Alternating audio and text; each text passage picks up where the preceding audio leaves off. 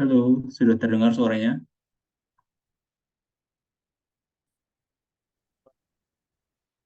Dengar Halo, Mas. oke.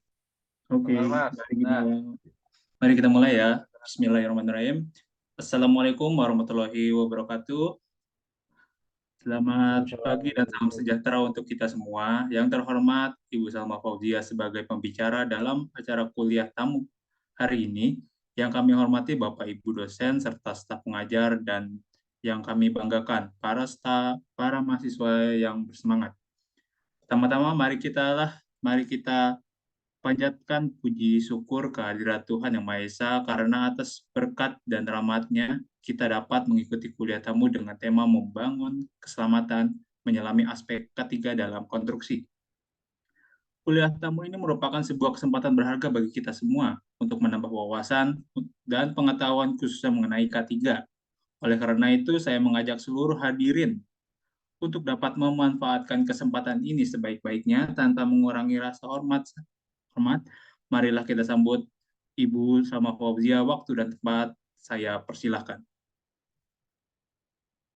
Oke, terima kasih sebelumnya Mas. Selamat pagi Bapak Ibu dan rekan-rekan semuanya. Yang terhormat Bapak Ibu dosen, di sini ada Pak Asep ya. Selamat pagi Pak Asep. Di Selamat kesempatan pagi, sama lanjut ya lanjut. baik. Di pagi ini saya selaku praktisi K3, sebelumnya perkenalan diri dulu ya. Saya Salma Fauzia, saya alumni Teknik Sipil ITSB angkatan 2016. Saya lulus di tahun 2020, kemudian bekerja sebagai safety officer di Project Jakarta International Stadium atau JIS. Itu awal mula karir saya sebagai safety officer. Kemudian selanjutnya saya juga menjadi safety officer di proyek renovasi gedung MCC LRT Jakarta. Dan untuk posisi K3 lainnya, saya juga pernah menjabat sebagai safety officer di acara Formula E, itu acara balapan internasional di Ancol, Jakarta. Selain itu, pengalaman kerja saya yang lainnya tidak berkaitan dengan K3, tapi lebih ke proyek administrasi. Mungkin itu singkatnya. Kemudian nanti materi yang akan saya sampaikan ini murni berdasarkan pengalaman saya dan pengetahuan saya selama menjadi safety officer. Oke, untuk Mas siapa ya, bisa tolong bantu share screen. Ini sebelumnya saya minta maaf karena laptop saya ada kendala nggak bisa nyala. Jadi mungkin Oh ya, bisa dibantu share screen-nya, Mas. ya boleh Bu. Tunggu sebentar ya Bu.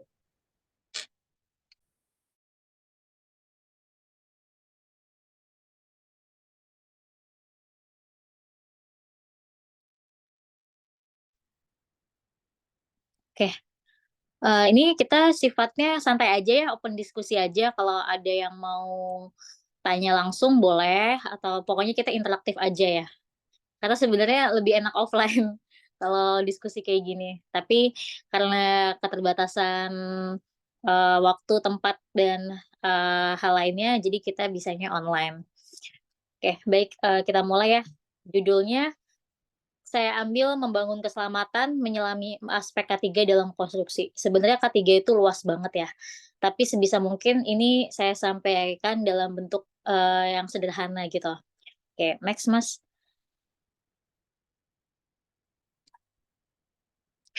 Oke, untuk outline pembahasan di sini ada pendahuluan. Ini pasti intinya definisi K3 dan sebagainya, kemudian hukum dan peraturan yang menaungi K3, kemudian risiko umum di konstruksi, prosedur keselamatan, serta studi kasus. Oke, yang pertama, sebenarnya apa sih itu K3?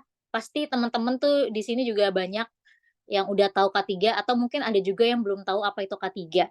Nah, K3 itu singkatan dari keselamatan dan kesehatan kerja. Biasanya kalau di project, itu dia yang pakai helm merah. Helm merah, baju merah, nah itu K3 tuh biasanya gitu. Itu cara paling ininya ya, simpelnya buat tahu K3 itu apa. Kemudian sebenarnya K3 itu definisinya konsep atau sistem yang melibatkan upaya untuk melindungi pekerja dari resiko kecelakaan kerja dan penyakit yang dapat ditimbulkan akibat pekerjaan. Jadi ada 2 ya, kalau di proyek konstruksi itu ada 2 resiko, kecelakaan kerja dan penyakit akibat kerja. Nah, kenapa ada penyakit juga? Kalau kecelakaan kerja kan misal seperti jatuh dari ketinggian, terpleset, tertusuk paku, gitu-gitu ya, itu pasti ada resikonya di proyek. Nah, kalau penyakit akibat kerja, emang bisa ada penyakit yang timbul akibat kerja di proyek? Ada. Contohnya dari debu, paparan zat kimia, dan lain-lain. Itu bisa menimbulkan penyakit akibat kerja yang berkepanjangan. Atau misal dia terbiasa, dia petugas pengelasan, dia terbiasa terpapar pengelasan tanpa APD khusus, tanpa menggunakan APD, lama-kelamaan tuh akan berbahaya bagi kesehatan. Makanya singkatan dari K3 itu keselamatan dan kesehatan kerja, gitu. Nah, jenis-jenis K3 itu sendiri sebenarnya ada banyak. Di setiap, eee, bidang pekerjaan, itu hampir pasti ada K3-nya. Contoh yang pertama K3 konstruksi, K3 migas atau minyak dan gas, K3 pertanian, pertanian pun ada sistem K3-nya.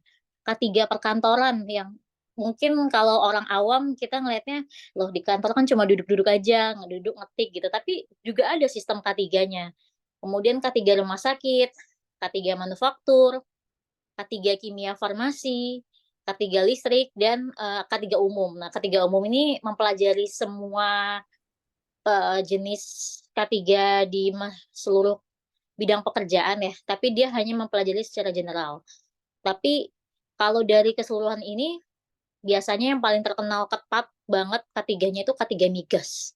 Itu safety-nya tinggi banget, bakalan ketat, semua harus memenuhi SOP, gitu. Kalau K3 manufaktur itu biasanya yang di pabrik-pabrik, di PT-PT, di industri itu juga ada K3-nya. Karena setiap bidang pekerjaan pasti ada bahayanya, ada risiko bahayanya. Tapi khusus untuk kali ini karena kita di jurusan teknik sipil, jadi kita bakal bahas ke K3 konstruksinya aja. Oke, next, Mas. Nah, sekarang pertanyaannya kenapa K3 konstruksi itu penting? Ada banyak alasan ya, dan ada banyak faktor kenapa K3 konstruksi itu, penting banget buat dijalankan di proyek. Yang pertama, pasti mencegah cedera dan kecelakaan. Jadi kita nggak bisa dipungkiri ya, industri konstruksi itu banyak banget risiko potensialnya kecelakaan, kayak jatuh dari ketinggian, tertimpa benda, misal ada batu atau material jatuh dari ketinggian dan di bawah ada orang, nah itu kan bisa menyebabkan kecelakaan ya. Walaupun misal kayak cuma batu kecil atau baut, tapi kalau dia jatuh dari ketinggian dan kena ke kepala orang yang nggak pakai helm, itu pasti akan menyebabkan luka serius. Kemudian kebakaran. Ada risiko kebakaran di proyek karena banyak melibatkan alat-alat kerja dan, bahan-bahan kimia lainnya. Nah, di sini K3 itu membantu mencegah cedera serius dan kecelakaan yang dapat terjadi selama pelaksanaan proyek konstruksi. Kemudian yang kedua, perlindungan pekerja.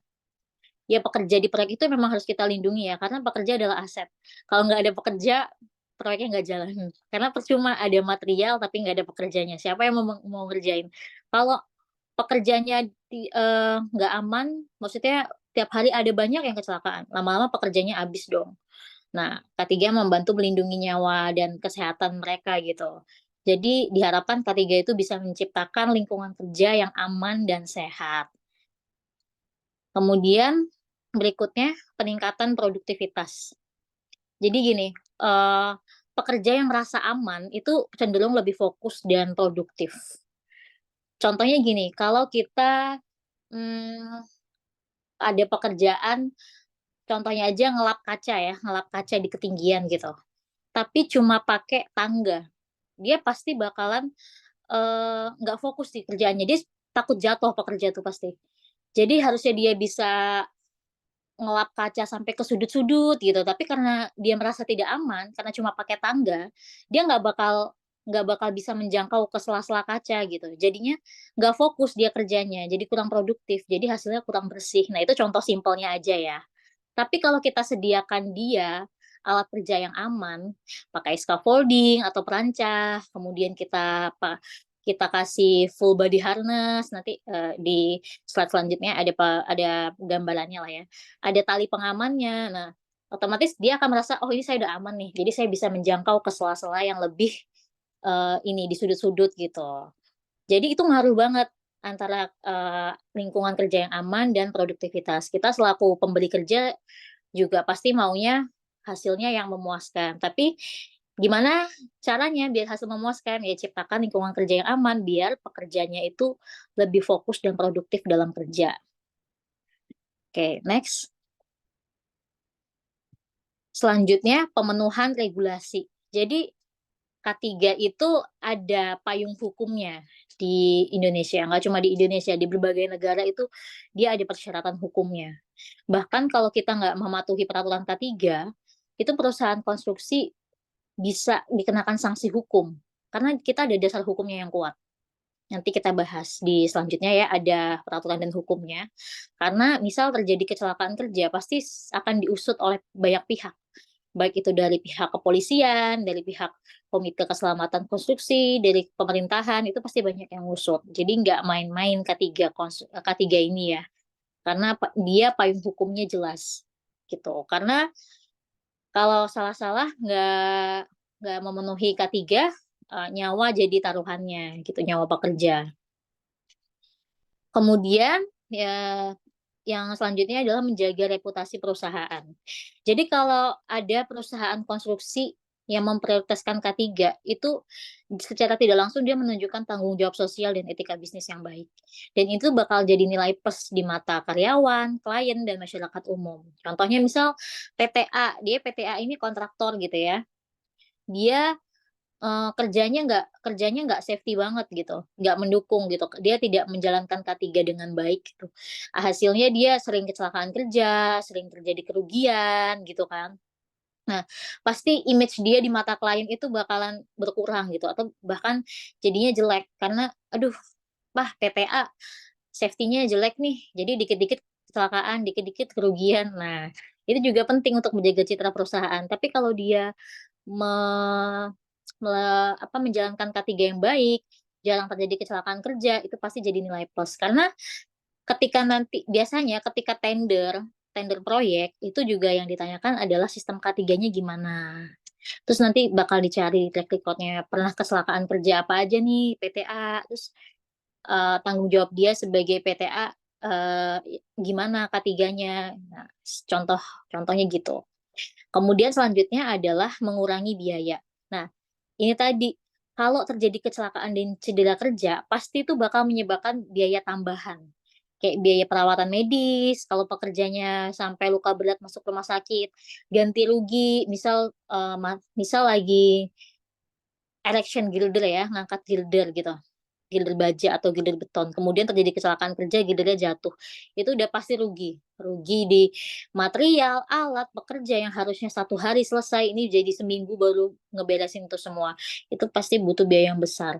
Atau bahkan kadang di berbagai kasus, kalau ada kecelakaan kerja, itu proyek dihentikan dan itu bakal rugi. Karena sewa alat tetap terbayar, sewa pekerja, material, dan segala macam tetap terbayar, tapi nggak bisa kepakai. Nah, itu makanya kenapa K3 konstruksi itu penting banget diterapkan. Jadi perusahaan bisa mengurangi risiko keuangan yang terkait dengan insiden kerja. Oke, next. Nah, ini salah satu alasan juga kenapa K3 konstruksi itu penting. Ini adalah statistik kecelakaan kerja. Ini bukan yang terbaru, memang bukan yang terbaru. Ini di tahun 2004, tapi ini sebagai gambaran aja ya. Karena saya belum dapat data terbarunya. Ini sebagai gambaran aja bahwa dari 3 industri utama yang menyumbang kecelakaan industri yang paling fatal, itu paling besar di konstruksi. Yang kedua disusul oleh general factory, yang ketiga adalah shipbuilding ya, dan ship repairing. Jadi konstruksi itu memang penyumbang kecelakaan kerja terbesar. Nah, kecelakaan kerjanya apa aja sih? Kita bisa lihat di yang gambar sebelah kanan.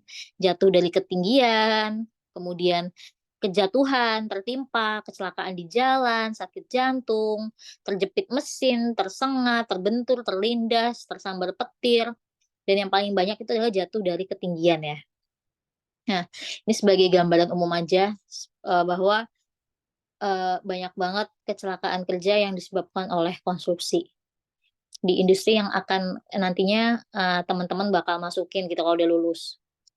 Oke, next.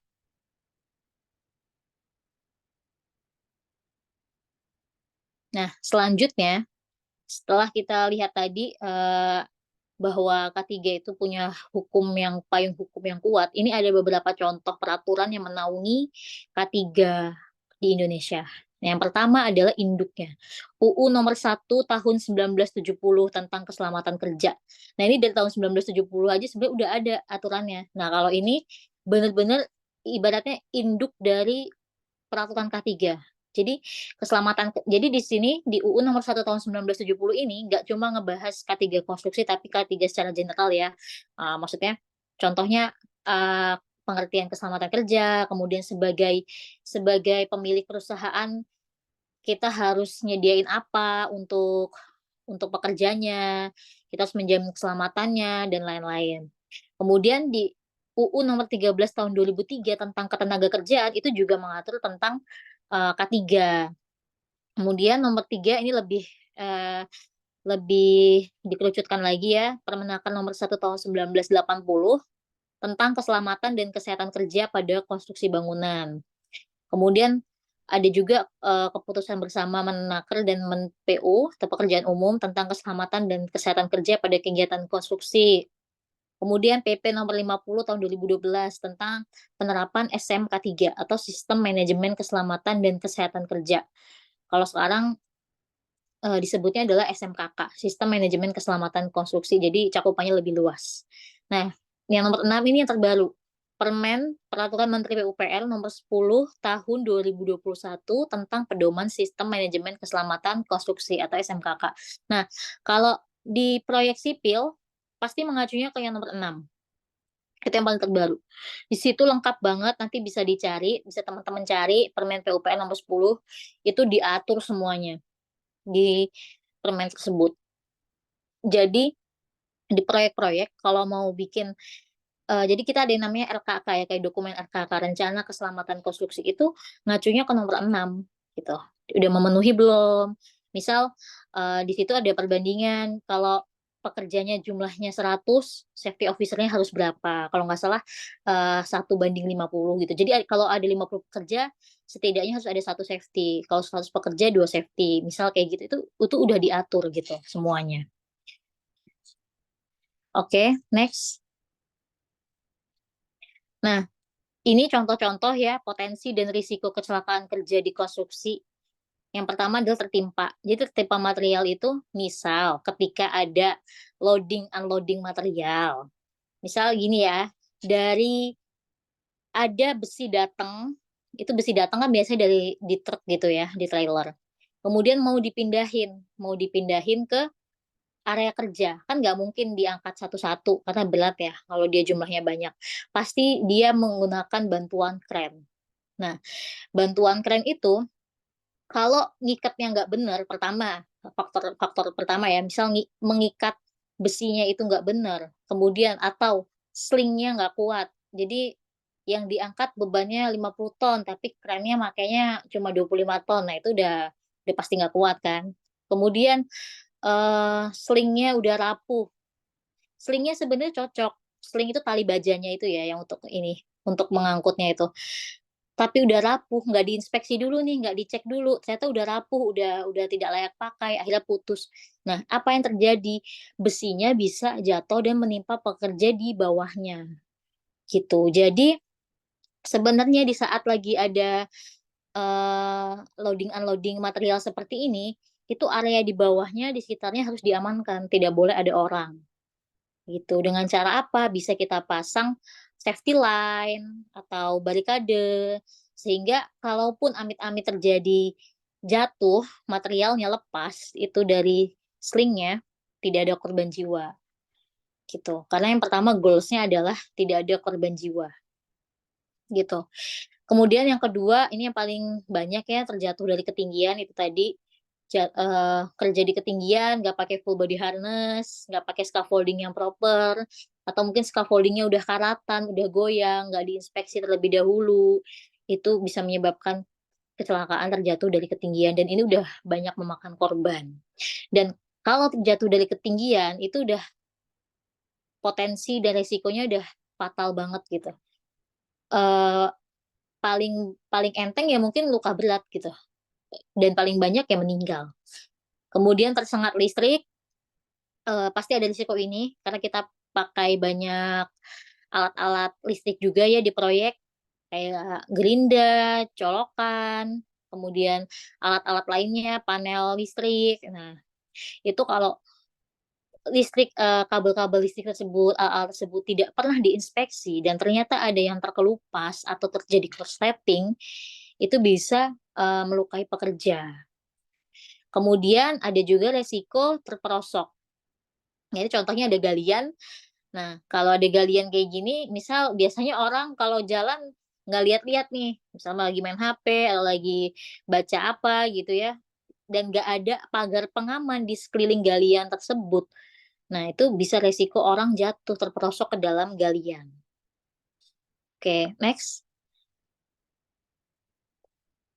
Nah, kemudian ada risiko apa lagi di proyek sipil? Ada risiko terbakar atau kebakaran. Karena ya itu tadi ya, banyak alat-alat kerja dan material yang, mudah terbakar. Contohnya pasti di proyek itu juga ada, oli, bensin, solar sebagai bahan bakar alat berat ya, kemudian ada listrik-listrik. Nah, ini tuh, eee, di proyek harus sedia APAR atau alat pemadam api ringan. Eee, setidaknya itu juga harus diinspeksi terus. Jadi kalau terjadi kebakaran waktu apinya masih kecil, bisa kita padamkan terlebih dahulu pakai APAR, sebelum apinya, membesar gitu. Kemudian terpleset, ini juga yang namanya di proyek kadang area kerjanya berantakan, atau masih ada tetesan air, genangan air kalau masih hujan ya, apalagi kalau misal proyek gedung belum topping off nih, masih bolong atasnya, kalau hujan kan udah pasti tergenang airnya. Nah, itu kalau nggak rajin-rajin dibersihkan, nggak rajin disedot airnya, itu bakal, berpotensi orang lewat situ terpleset. Kemudian tertusuk paku. Nah, ini yang paling sering tertusuk paku nih.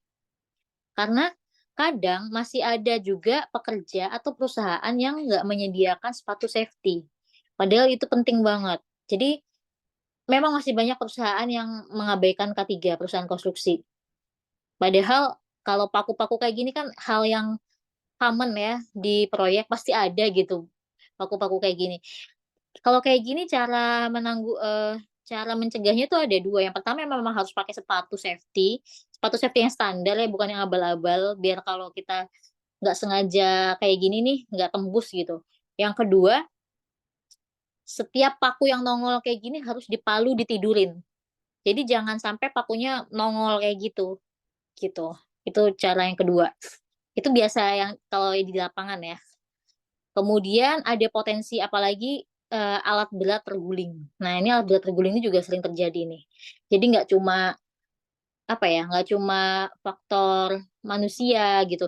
Ini alat berat terguling ini juga kalau misal misal ada kren, dia ditaruh di suatu tempat, tapi tempat tersebut tidak datar atau ambles atau ada hal lain lah. Nah, dia jadi nggak stabil dan terguling.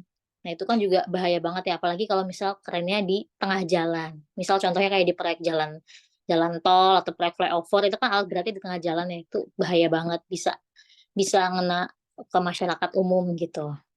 Oke, next. Nah, yang selanjutnya kita bahas adalah prosedur keselamatan. Setelah kita tahu tadi ada banyak potensi dan resiko yang terjadi di proyek sipil, maka harus ada prosedur keselamatan yang bisa, mencegah atau meminimalisir terjadinya potensi tersebut. Next. Nah, yang pertama adalah safety induction. Safety induction ini isinya adalah penjelasan dan pengarahan tentang K3 yang berkaitan dengan potensi bahaya, pengendalian bahaya, APD yang diwajibkan, tanggap darurat, terus tata cara penyelamatan pada pekerja baru atau tamu pengunjung. Kenapa pada pekerja baru atau tamu pengunjung? Karena kalau pekerja baru kan dia pasti nggak tahu nih bahayanya apa aja. Tamu pengunjung juga misal biasanya ya proyek-proyek itu ada kunjungan tamu-tamu dari pemilik kerja atau dari pemerintahan. Nah, itu wajib kita safety induction. Jadi biasanya kan dia keliling. Ada tamu dia bakal keliling dari lantai 1 ke lantai 4 mau melihat progres gitu misalnya. Atau pekerja baru nih baru gabung, dia ditempatinnya di lantai 4 gitu. Nah, kita harus kasih pengarahan dulu, safety induction dulu. Nah, yang berhak memberi safety induction ini adalah safety officer itu sendiri. Nah, ini contohnya gini. Misal, selamat datang di proyek kampus ITSB, proyek pembangunan kampus ITSB. Jadi dijelasin, di proyek ini terdiri dari 5 lantai. Saat ini pembangunan baru sampai ke lantai keempat. Saat ini ada pekerjaan apa-apa saja yang berisiko. Pertama, mungkin ada pekerjaan galian, kemudian ada pekerjaan pengecoran, ada pekerjaan acian dinding yang akan berpotensi melukai pekerja. Misal, jika ada galian, harap dihindari. Kemudian jika ada safety line, barikade, itu tandanya kita nggak boleh masuk.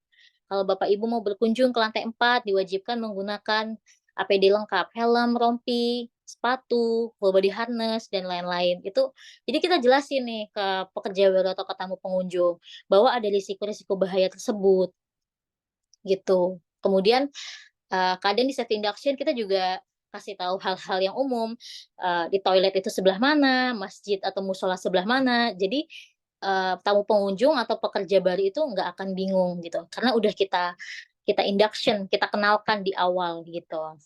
Jadi mereka akan lebih aware terhadap keselamatan. Kemudian yang kedua udah pasti APD.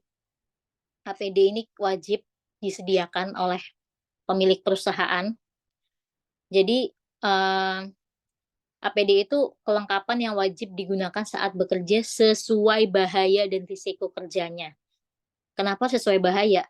Ya kalau kerjanya cuma di bawah, galian atau ngecor di bawah, berarti kan kita nggak perlu full body harness. Jadi sesuai bahaya dan risiko aja gitu. Contohnya ada helm, sepatu, pakaian kerja, sarung tangan. Nah, itu biasanya yang paling common dipakai. Pakaian kerja juga biasanya cukup pakai rompi yang ada reflektornya, yang bisa menyala itu kalau di dalam gelap.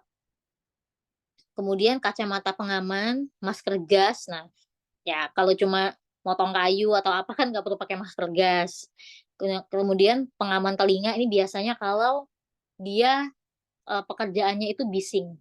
Contohnya ngegerinda, motong apa, atau dia pokoknya dengan intensitas suara yang tinggi, nah itu harus wajib pakai pengaman telinga. Itu tadi untuk mencegah penyakit akibat kerja. Karena kalau dia terus-terusan dengar suara bising, nggak bagus di kemudian harinya. Pendengarannya akan terganggu. Itu dia, itu tadi. Makanya harus dikasih pencegahan pakai APD gitu. Dan pakai APD juga sesuai peruntukannya ya. Kalau ngelas ya berarti harus pakai masker yang full full full face untuk menghindari cipratan-cipratan bunga apinya itu tadi. Tapi kalau nggak ngelas ya nggak perlu pakai itu gitu. Jadi APD dipakai sesuai bahaya dan risiko kerjanya. Oke, next.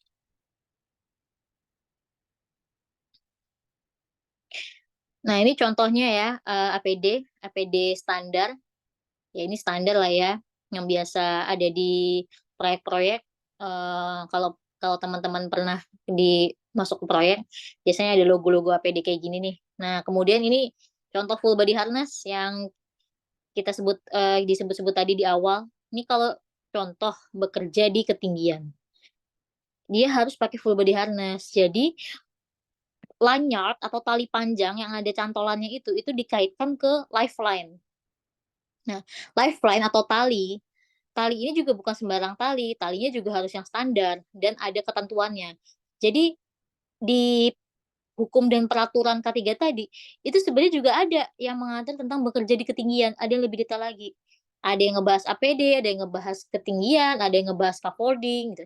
Jadi sampai dirinci sedetail itu untuk peraturan-peraturannya. Karena nggak main-main ya, kalau jatuh dari ketinggian ya risikonya fatality atau meninggal. Nah ini salah satu contoh full body harness ini yang single lanyard, itu adalah, 1 talinya. Ada juga yang double lanyard, 2, cantolannya ada 2 gitu. Jadi lebih safety. Sekarang di prekonstruksi minimal double lanyard. Single lanyard kayak gini udah nggak boleh. Karena kalau dia amit-amitnya jatuh kan dia masih bisa tergantung gitu, nggak langsung jatuh ke bawah, gitu. Next. Nah ini contoh APD pekerjaan pengelasan, yang pastinya lebih safe ya, dari sarung tangannya full, baju kerja, maskernya juga, kemudian pekerja gerinda tangan juga, karena gerinda kan juga ada percikan-percikan bunga apinya ya. Kemudian dia harus pakai, penutup telinga supaya nggak keberisikan. Kemudian next. Nah, prosedur selanjutnya adalah APK. Selain ada APD, ada APK. Jadi kalau APD itu kan yang melekat di tubuh pekerja. Kalau APK atau alat pengaman kerja itu di sekitar tempat area kerjanya. Tujuannya sama untuk mengurangi risiko kecelakaan kerja. Contohnya yang pertama adalah safety railing atau barikade ini ya. Ini adalah pagar pengaman yang digunakan sebagai pengaman bagian tepi pekerjaan. Nah, ini ada void ya atau lubang atau ada galian. Nah, itu sudah sewajarnya standarnya dikasih safety railing supaya kalau ada orang lewat, amit-amitnya dia nggak ngelihat atau ada apa, nggak langsung jatuh ke bawah, nggak terperosok ke lubang itu gitu. Itu contohnya penyebutannya safety railing, barikade. Kemudian ada juga lifeline yang tadi ya sebagai apa, cantolan full body harness-nya. Contohnya kalau kayak, eee, orang ini nih di foto ini, itu kenapa dia di tempat yang datar pun, harus pakai full body harness gitu. Karena pertama itu tetap aja di ketinggian, kemudian di situ ada risiko spleset. Jadi meskipun di foto kelihatannya datar, biasanya dia agak miring berapa derajat gitu di atap itu. Nah, jadi untuk menghindari dia terperosok terjatuh ke bawah, dia tetap harus pakai. Itu kalau saking safety-nya ketat ya, itu keselamatannya diperhatikan sampai sebegitunya. Jadi salah satu jenis APK itu lifeline, tali pengaman fleksibel yang dikaitkan pada anchor point. Next. Kemudian ini ada safety net atau jaring jaring keselamatan ya.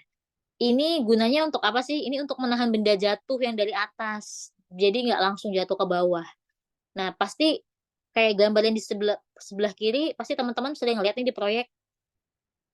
Kalau proyek gedung pasti ada jaring-jaring hijaunya itu. Nah, itu biar kalau ada material atau alat jatuh pun, jatuhnya nggak keluar dari area proyek itu, gitu. Biasanya kan ya ada angin atau apa terbang gitu ya. Nah, ini kalau ada jaring kan fungsinya untuk meng-cover hal tersebut. Kemudian ini ada jaring juga yang dipasang di atas, misal di atap ada void besar. Nah, ini contohnya kalau ada, apa namanya, orang juga nggak langsung jatuh ke bawah, nah safety net ini juga ada hitungannya ya, ada standarnya gitu, ada peraturan yang mengatur gitu. Nggak sembarang jaring dipasang gitu, nggak. Karena sebelum pemasangan jaring ini harus dites beban dulu. Mampu nggak dia menahan beban misal berapa ratus kilo gitu. Jadi nggak ngasal juga gitu. Oke, next. Nah, selanjutnya APK selanjutnya pagar proyek, ini yang paling sering kita temuin ya. Ini contohnya LRT ya, atau tol atau flyover yang lokasinya itu di tengah jalan gitu, lokasi proyeknya di tengah jalan umum. Nah, selain untuk menghindari, eee, kemalingan ya, biasanya keamanan ya, juga harus dipagar sebagai ini batas proyek gitu. Jadi kalau udah masuk ke dalam proyek itu situasinya nggak aman gitu, harus harus harus safe gitu, harus pakai APD gitu. Itu makanya dipasang pagar proyek, itu untuk sebagai batas ya, area aman dan tidak aman. Kemudian safety line yang tadi ya, kayak safety railing, tapi dia cuma berupa ya berupa garis kayak gitu aja, nggak sampai yang pakai jaring-jaring gitu, nggak. Gunanya juga sama, itu untuk membatasi area aja, "Oh ini, area ini, lagi tidak aman," gitu, atau perlu diperhatikan. Next. Nah, prosedur yang selanjutnya setelah kita udah ngasih safety induction, kita kasih APD pekerjanya, kita bikin aman area kerjanya dengan pakai APK. Nah, selanjutnya kita juga harus menerapkan metode pelaksanaan engineering dan quality. Jadi, kita sebagai engineer atau nanti sebagai pelaksana, sebagai project manager, sebagai supervisor, kita tuh harus merencanakan kerja yang aman sesuai standar. Karena percuma kalau udah pakai APD, udah menyiapkan APK, udah di-induction, tapi kalau metode pelaksanaan dan secara quality dan engineering itu nggak standar dan nggak aman, tetap aja bakal ada risiko kecelakaan kerja. Contohnya ini, pekerjaan tanah. Di pekerjaan tanah ini, kalau kayak gini, ada identifikasi bahaya apa aja sih? Ada longsor, runtuh, tertimbun tanah, terpapar debu atau gas beracun, terpukul alat kerja, dan lain-lain. Banyak ya identifikasi bahayanya di sini. Nah, pengendalian risikonya kayak gimana untuk supaya identifikasi bahaya ini tidak ada atau minimal, mengecil lah, potensinya itu, berkurang. Kita buatkan dinding penahan tanah atau turap, supaya di sisi-sisi kanan kirinya, supaya tanahnya nggak longsor. Kemudian atau stabilisasi tanah, kemudian diberi tangga akses, kita kasih sirkulasi udara yang cukup, dan kita kasih APD lengkap. Nah, penjelasannya di, next slide, kalau nggak salah ya. Nah, contohnya ini nih yang dimaksud. Kalau ada galian, jadi gini, sebenarnya kalau di gambar DED atau gambar detail engineering design, kita tuh cuma butuh galian yang bentuknya kotak gitu. Kotak aja kayak saluran drainase gitu ya, atau saluran saluran air di depan rumah itu. Cuma kotak aja, tapi apa iya kita gali juga langsung kotak gitu? Enggak gitu, enggak safe juga kalau kayak di slide sebelumnya ya, kalau gali langsung kotak gitu. Jadi di metodenya harus direncanain pakai, kemiringan. Ini kalau tanpa turap ya, yang di gambar kiri. Kalau tanahnya bagus cukup pakai perbandingan 1:1. Jadi digalinya miring dulu gitu. Kalau jenis tanahnya sedang, dia bakal lebih lebar lagi. Kalau jenis tanahnya jelek, berarti dia bakal lebih lebar lagi, landai lagi, gitu. Meskipun sebenarnya yang kita butuhin cuma yang bagian kotaknya itu doang, gitu. Tapi itu salah satu contoh, metode kerja yang direncanakan dengan aman, kalau areanya memungkinkan. Nah, kalau areanya nggak memungkinkan, misal ya sebelah sebelah kanan kirinya udah nggak bisa digali lebar gitu, ada bangunan atau ada apa ya, ada hambatan, berarti mau nggak mau kita memang harus ngegalinya kotak, langsung kotak gitu. Nah, berarti pakai apa? Pakai turap, kita pasang turap, kita pasang, stabilisasi tanahnya, diperkuat tanahnya, kita kasih akses tangga, gitu. Jadi, itulah contoh metode kerja yang diperkirakan. Jadi makanya kenapa di proyek itu, ketika kontraktor bikin metode kerja, nanti akan direview oleh konsultan pengawas. Nah, konsultan pengawasnya inilah yang bakal ngasih masukan revisi supaya, ini kayaknya nggak safe deh kalau cara kerjanya kayak gini, gitu. Misal gitu ya. Makanya selain APD, APK, bla bla bla, kita juga harus mikirin metode kerjanya yang aman. Karena biasanya waktu awal-awal, secara orang awam, K3 itu mikirnya cuma, "Oh APD APD APD, pakai APD," gitu. Padahal lebih dari itu melibatkan engineering dan quality juga untuk menciptakan metode kerja yang aman. Oke, next.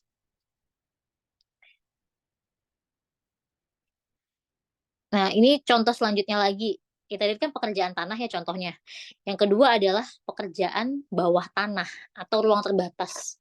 Atau biasanya kalau di proyek itu kita nyebutnya confined space gitu, ruang terbatas. Contohnya apa sih?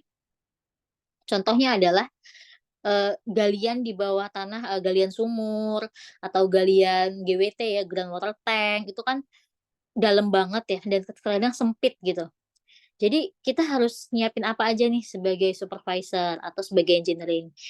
Selain APD ya, kita kasih ventilasi udara. Jadi walaupun di bawah tanah dia masih tetap. Terus kita kasih masker oksigen. Kemudian kita kasih alat komunikasi. Jadi biasanya pekerja yang bekerjanya di ruang terbatas segini mereka wajib bawa HT untuk memastikan mereka masih ada di bawah, masih selamat gitu. Karena di bawah kan entah ada gas beracun atau apa ya, menghirup apa kita nggak tahu. Nah, jadi satu orang bekerja di bawah, satu orang ngawasin di atas. Jadi nggak boleh nih bekerja sendirian. Harus ada satu orang yang mengawasi di atas, yang harus selalu ngecek, apakah dia masih dalam kondisi oke atau enggak, gitu. Oke, kemudian jadi kalau kayak gini dia banyak, yang dibawa. Selain APD, masker, gas oksigen, apar, dan segala macam peralatan dia lengkap gitu. Oke, next. Nah, yang selanjutnya pekerjaan pemancangan contoh. Ini banyak banget risiko kecelakaannya. Yang pertama adalah tiang pancangnya runtuh atau roboh ketika lagi dipancang atau ketika lagi mau diturunkan dari truk ke bawah ke tempat penyimpanan, itu juga ada kemungkinan ini karena tiang pancang kan besar banget ya. Kemudian tali sling putus, alat berat terguling, bising. Nah, itu bising tuh termasuk risiko juga ya. Karena kalau biasanya kalau yang udah kalau dia mancang, apalagi mancangnya di sekitar dekat pemukiman warga, di komplek warga. Jadi nggak cuma pekerja doang yang bisa merasakan ininya. Kadang warga sekitar juga gitu. Ini berisik nih pancangnya. Bahkan yang paling ini ya, saya pernah ngalamin di pancang itu, karena saking kuat getaran pancangnya, itu sampai bikin genteng rumah warga itu, berceceran, roboh. Jadi dari warga juga minta ganti rugi gitu. Jadi nggak cuma secara internal proyek aja gitu yang dirugikan. Ada resiko dari warga juga bakalan komplain dan terkena dampaknya. Nah, dari situ kalau kayak gitu nggak cuma secara teknis aja ya kita iniin, tapi secara sosial juga kita harus, ngomong ke warga gitu dan harus siap ganti rugi kalau terjadi kayak gitu. Karena itu saya pernah ngalamin juga di proyek sebelumnya. Nah, pengendalian risikonya kalau kayak gini apa sih? Ya inspeksi alat berat dan gini, kalau krennya itu nggak pernah diinspeksi, langsung main pakai aja dan ternyata slingnya jelek, kemudian tonase kren yang nggak sesuai, itu kan menyebabkan, kecelakaan kerja nantinya ya. Makanya kita harus benar-benar diinspeksi dulu nih alat, bener nggak, aman nggak, layak nggak untuk jadi alat pemancangan gitu. Kemudian permukaannya juga harus datar, kalau permukaannya nggak datar ya nanti alatnya terguling, pancangnya juga ikut jatuh, gitu. Oke, next. Nah, yang selanjutnya setelah kita juga kita sudah menyiapkan metode yang aman secara engineering dan quality, kita juga harus melakukan inspeksi berkala dan pengawasan lapangan. Contohnya gini, yang pertama inspeksi APD. Nah, kita ngasih APD doang nih di awal, tapi nggak pernah diinspeksi selanjutnya, ya itu percuma, sama aja harus diinspeksi. Karena kayak full body harness contohnya nih, apalagi full body harness ya, itu harus diinspeksi rutin, 2 minggu sekali atau sebulan sekali untuk melihat ini full body harness-nya masih layak pakai nggak. Karena kadang jahitannya udah mulai, robek, lanyardnya mungkin udah mau putus, karena kan dipakai terus ya setiap hari dan berganti-ganti orang. Kemudian contohnya sepatu, kita juga cek sepatunya masih layak nggak, takutnya ada yang bolong, bolong masih dipakai, kan percuma. Kalau sepatu bolong masih dipakai, kalau ketusuk paku tetap aja tembus gitu. Helm juga, helmnya masih bisa nggak eee, tali pengaitnya. Kemudian inspeksi APAR. Nah, tadi kan di awal ada ya potensi kebakaran. Nah, salah satunya untuk mencegah potensi kebakaran kita sediain APAR. Nah, tapi APAR itu juga harus diinspeksi secara berkala. Biasanya di APAR itu ada ditempel form checklist. Biasanya setiap minggu kalau APAR. Jadi untuk memastikan ini APAR-nya masih layak atau udah expire. Jadi kalau apar itu harus rutin dikocok tabungnya. Karena apar tuh juga banyak jenisnya ya. Ada yang dry, ada yang gas, dan ada yang macam-macam lah, banyak jenisnya. Dan itu inspeksinya juga sesuai jenis aparnya ya. Jadi kalau dia nggak sering dikocok aparnya, takutnya dia mengendap dan ketika terjadi kebakaran, susah dipakai aparnya. Jadi percuma ada apar tapi nggak bisa dipakai pas terjadi kebakaran, gitu. Next.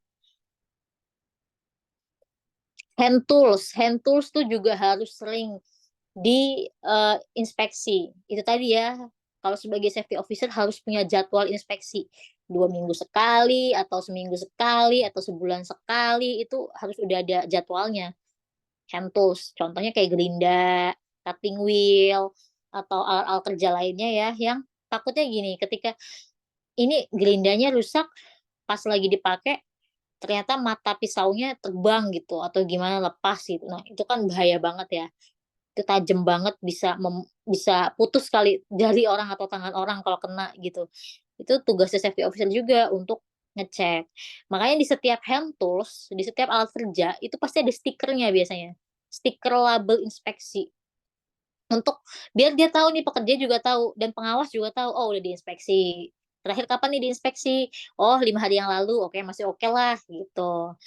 Kemudian ada inspeksi panel listrik juga. Nah, ini biasanya kalau di proyek-proyek kan ada pakai panel listriknya yang portable. Nah, ini contohnya kayak gini lah ya panel listriknya. Itu juga harus diinspeksi kabel-kabelnya. Ada yang terkelupas atau enggak. Kemudian kalau ini yang inspeksi biasanya teknisi listriknya ya.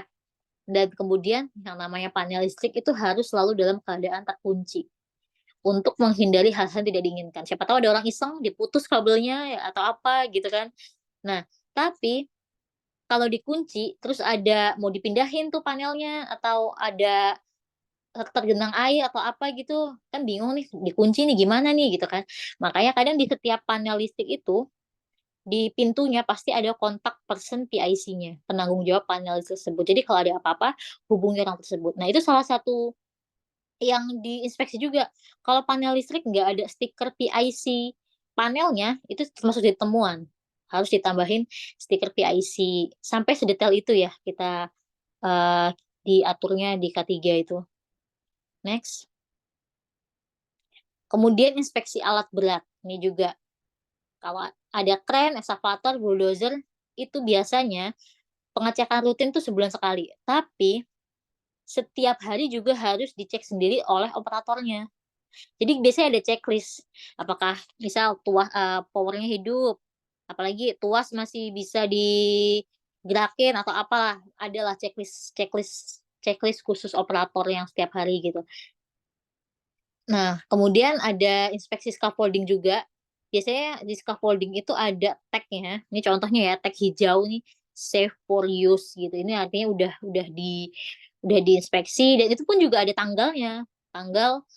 Misal tanggal 1 minggu yang lalu, oke masih oke. Tapi kalau last inspection atau tanggal terakhir inspeksinya udah 1 bulan yang lalu, nah itu bakal jadi temuan juga.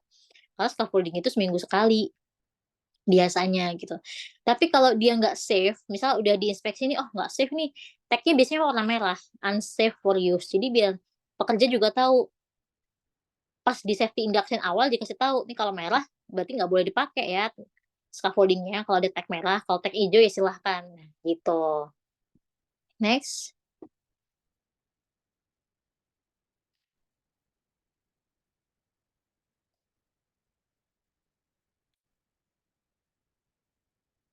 Nah, berikutnya, pengawasan berkala berikutnya adalah safety patrol. Nah, safety patrol ini biasanya dilakukan seminggu sekali. Seminggu sekali ini dari semua safety officer, pelaksana, engineering, ikut nih, kita kumpul, habis itu kita keliling proyek. Atau kalau proyeknya terlalu besar, ya kita ke satu zona aja, misal zona utara, atau ke biasanya penyebutannya zona zona utara, selatan, barat, timur gitu ya kalau di proyek itu, atau zona 1, 2, 3, 4 gitu biasanya. Nah, kemudian di situ kita akan bareng-bareng lihat ada temuan atau enggak, udah safety atau udah safe apa belum area kerjanya, dan nanti biasanya kalau ada temuan kemudian setelah safety patrol ini diadakan meeting terus dibahas bersama, ini loh temuannya gini gini gini, nanti kita improve ya bla bla bla bla bla bla gitu contohnya. Dan kalau safety patrol ini biasanya udah sampai levelnya manajer-manajer juga ikutan gitu. Kemudian selain itu ada yang namanya toolbox meeting atau TBM, ini biasanya dilakukan sebelum mulai bekerja.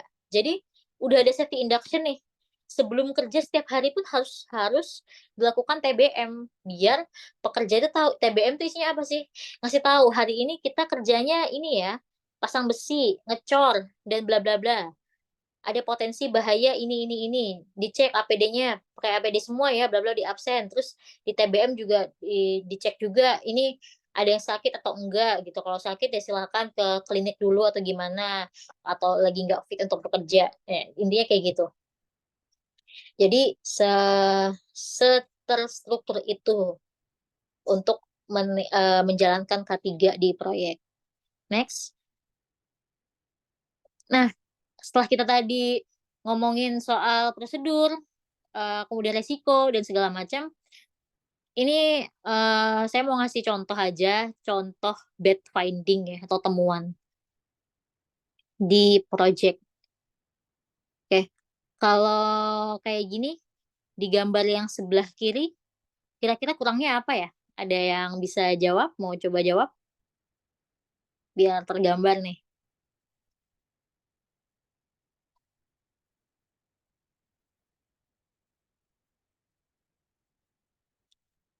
Atau yang sebelah kanan. Ada yang mau coba jawab biar kita saling interaktif ya Zoom-nya. APK-nya mungkin ya Kak, kurang yang sebelah kiri itu kurang menutup. Oke, benar. Jadi dia udah bener nih, dia pasang safety railing di sebelah sisi sebelahnya ya, tapi sisi sebelah sininya nggak dipasang. Jadi tetap aja ada resiko terperosok di lubang itu. Kayak kalau yang kanan,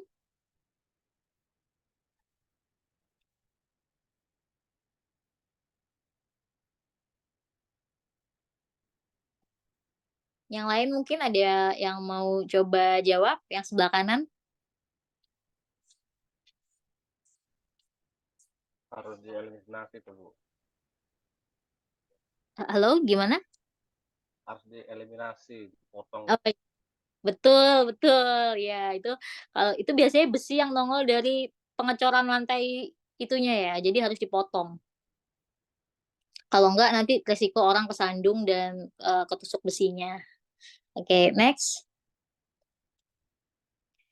Nah, kemudian ini ada training atau pelatihan. Ya, jadi selama di proyek itu, terkadang kita sebagai safety officer tuh juga ngasih training atau pelatihan terkait K3 kepada pekerja. Yang pertama contohnya training penggunaan APAR. Nah, kan udah disediain APAR nih, tapi kalau kita nggak ngasih tahu cara pakai APAR gimana, ya nanti gimana pekerja mau tahu cara pakai gimana kalau udah kebakaran. Karena kan biasanya kalau kerja, pengawas itu kan keliling ya, nggak standby di satu tempat. Jadi amit-amit terjadi kebakaran di situ dan di situ cuma ada pekerja, ya pekerja itulah yang harusnya memadamkan apinya pakai APAR. Nah, tapi sebelum dari itu kita harus kasih pelatihan dulu gimana caranya pakai APAR gitu. Ini biasanya dilakukannya periodically sih, berapa bulan sekali pasti ada training penggunaan APAR. Terus kemudian contoh yang berikutnya training bekerja di ketinggian. Kayak tadi ya udah dikasih full body harness, tapi kalau nggak dikasih tahu caranya makainya gimana, nggak dikasih tahu kalau misalnya amit-amit terjatuh harus apa yang dilakukan. Kalau terjatuh kan berarti dia bergelantungan ya di full body harness-nya itu. Apa yang harus dilakukan. Nah, itu kalau nggak dikasih tahu, nggak dilatih ya percuma. Makanya harus rutin dilakukan training bekerja di ketinggian gitu. Jadi kalau bisa yang bekerja di ketinggian ya orang-orang yang sudah di training gitu. Next. Nah, training manual handling juga ada di proyek. Jadi kayaknya sepele ya ngangkat semen gitu misal. Tapi kalau caranya salah, dia bisa menyebabkan low back pain atau sakit punggung. Dan kalau itu terus-terusan nggak baik buat kesehatan pekerjanya. Jadi dikasih tahu juga caranya gini loh ya, kalau jangan bungkuk, kalau misalnya ngangkat semen atau ngangkat barang harus yang posisinya seperti ini dan bla bla bla bla bla bla tuh dikasih tahu caranya. Kemudian training loading unloading material nih, nurunin material dari truk juga harus dikasih pelatihan nih pekerjanya. Gimana cara ngikat sling yang benar, kemudian kalau materialnya seperti ini, sling yang dipakai harus seperti apa dan bla bla bla itu harus, dikasih tahu. Supaya kalau nggak bisa kan, ada potensi nanti, materialnya merosot gitu pas lagi diangkut sama krennya. Next. Kemudian training P3K itu juga biasanya ada di project. Jadi P3K ya, pertolongan pertama pada kecelakaan atau first aid case. Jadi kalau ada henti jantung atau apa, diajarin cara CPR-nya. Atau kalau ada misal ada yang pingsan, gimana sih pertolongan pertamanya, ya gitu. Itu dikasih.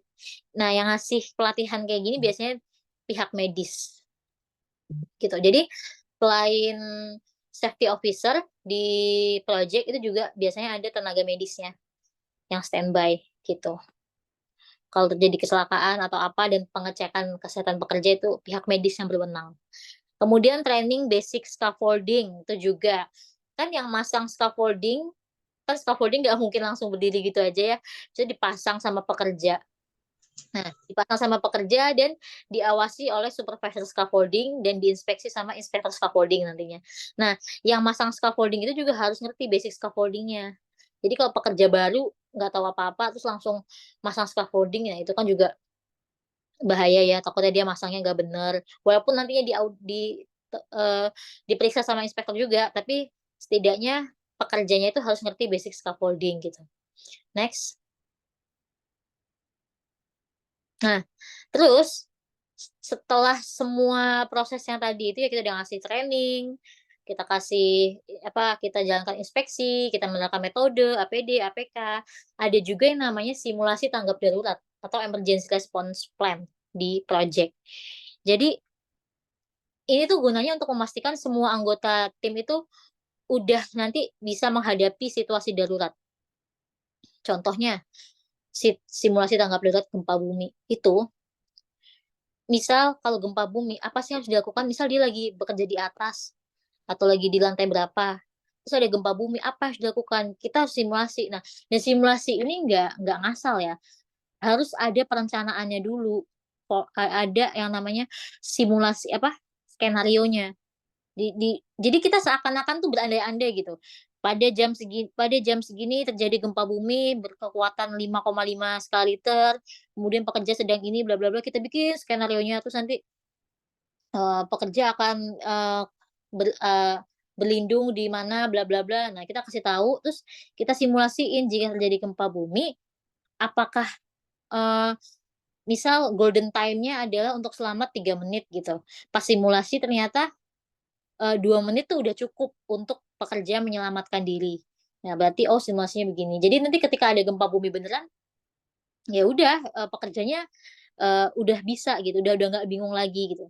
Terus kebakaran, ada simulasi tanggap darurat terjebak di ketinggian, itu kayak gimana. Huru-hara itu contohnya kalau ada demo besar-besaran ya, dari masyarakat sekitar atau apa itu huru-hara, atau terjadi kericuhan tuh gimana cara menanggapinya. Kemudian tsunami ini kalau yang proyeknya deket pantai, itu harus ada tsunami. Terus gunung meletus. Nah, tapi simulasi tanggap darurat ini biasanya diambil yang yang memang ada di situ. Misalnya kalau nggak kalau jauh dari pantai ya nggak usah tsunami gitu. Kalau nggak ada gunung ya tidak usah perlu dilakukan simulasi gunung meletus. Yang pasti biasanya gempa bumi, kebakaran, terjebak di ketinggian. Itu yang biasanya dilakukan di proyek-proyek. Next. Nah, ini sorry, ini kayaknya tadinya harusnya yang sebelumnya di sini ya. Ini slide-nya ngacak. Ini contoh lagi bed finding temuan. Nah, kalau kayak gini kira-kira apa ya potensi bahayanya sampai dia dikategorikan bed finding?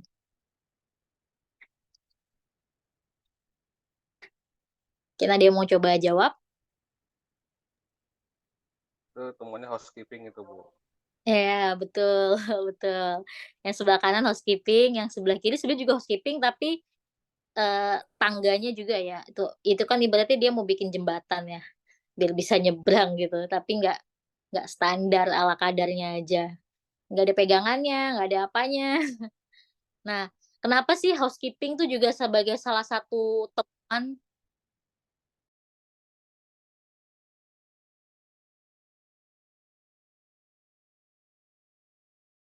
Untuk kenyamanan pekerjanya, Bu. Kalau ini kan pekerjanya enggak terlalu luas ini.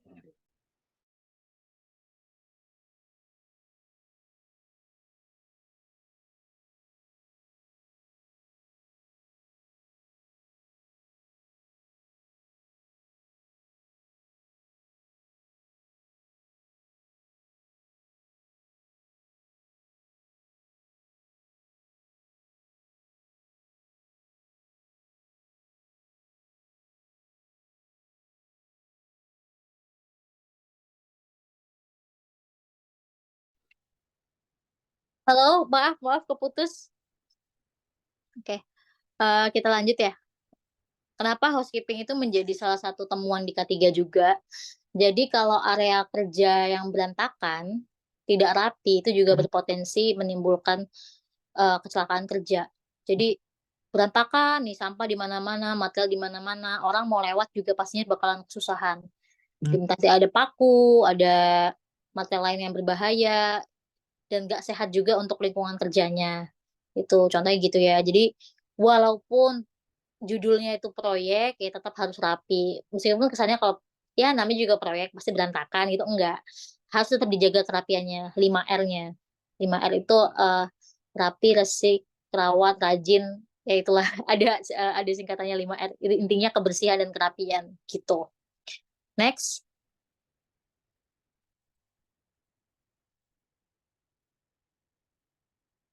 Next.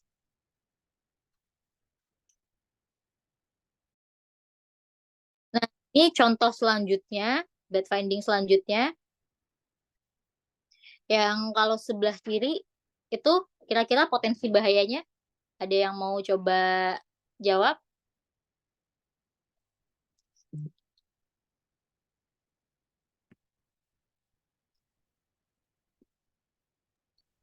Potensi kejatuhan barang ya, Bu?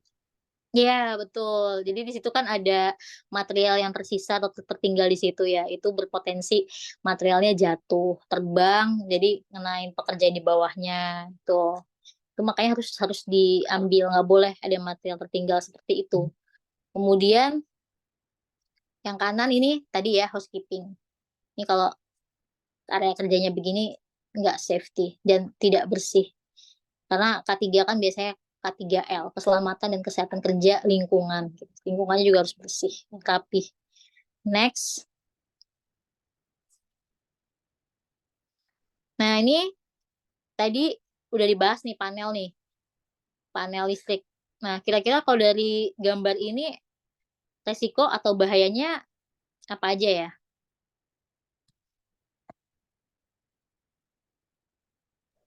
Instalasinya berantakan bisa menyebabkan konslet. Gimana? Maaf, ini kurang jelas suaranya.